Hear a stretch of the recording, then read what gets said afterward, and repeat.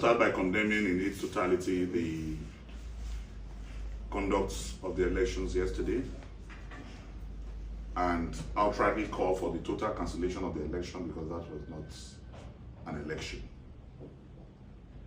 It is shameful that the unhealthy INEC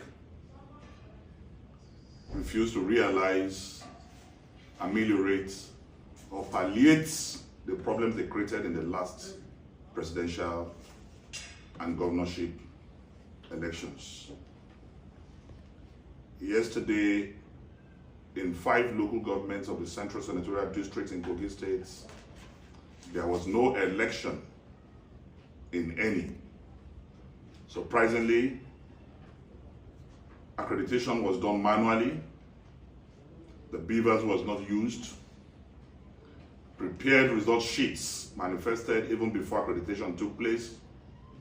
The evidence is all over the media. So INEC, as a matter of urgency, must cancel the election. Many areas where I won, after counting, my agents were told that there are no available result sheets to enter the results.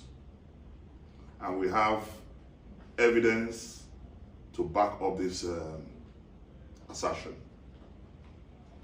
As I speak to you, it is shameful that this is what our democracy have descended to.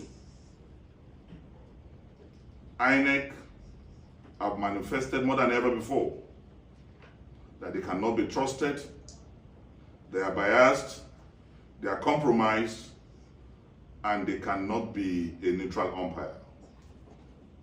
INEC officials, youth corps members were caught yesterday with prepared result sheets even before the commencement of the processes leading to the election. A youth corps member was caught yesterday with 1 million naira in his bag.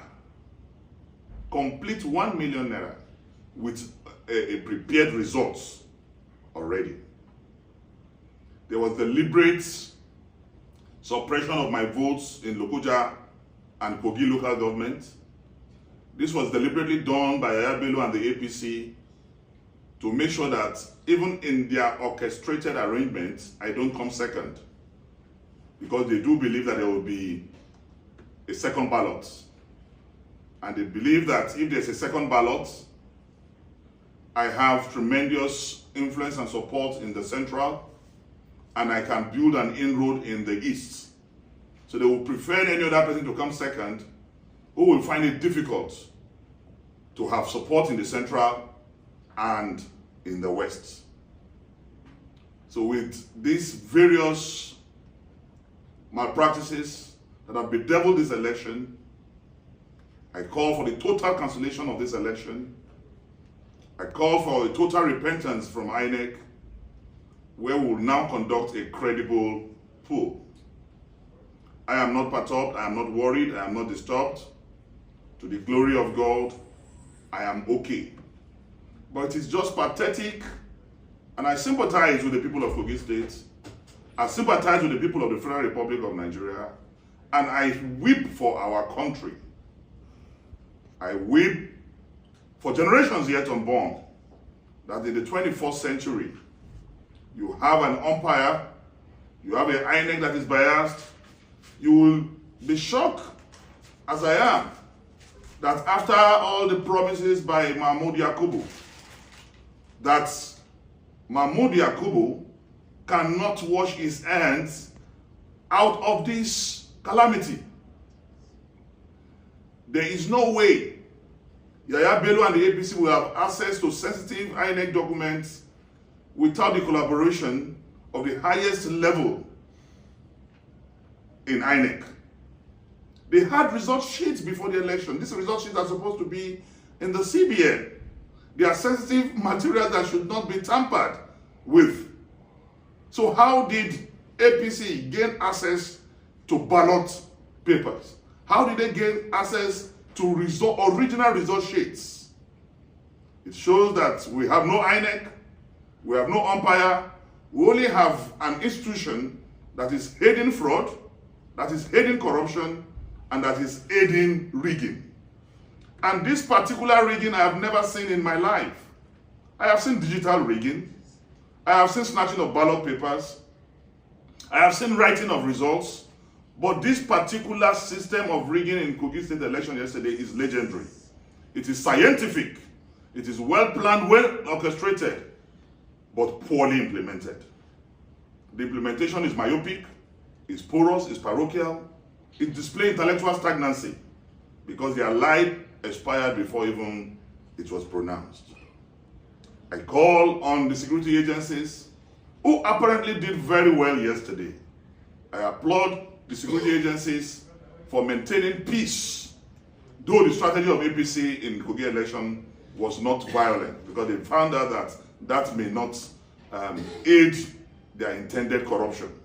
But I want to state unequivocally that the battle to salvage the people of Kogi State, to me, is a battle of no retreat, no surrender.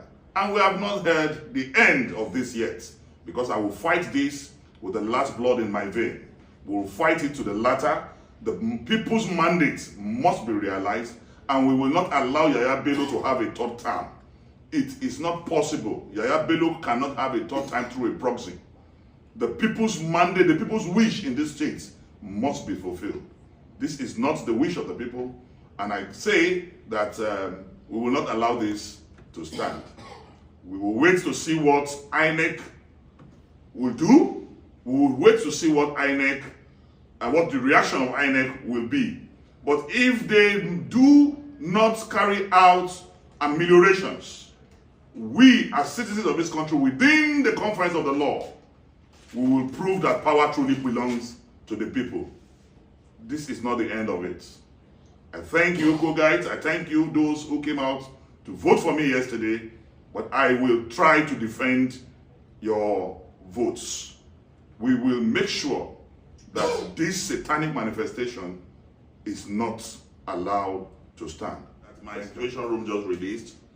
You will see that in 3 local governments, there was overvoting of 174,000. In 3 local governments, overvoting of 174,000 in 3 local governments. You find out that from INEC portal, this is the accreditation, this is the number. But going to the result sheet, there is overvoting.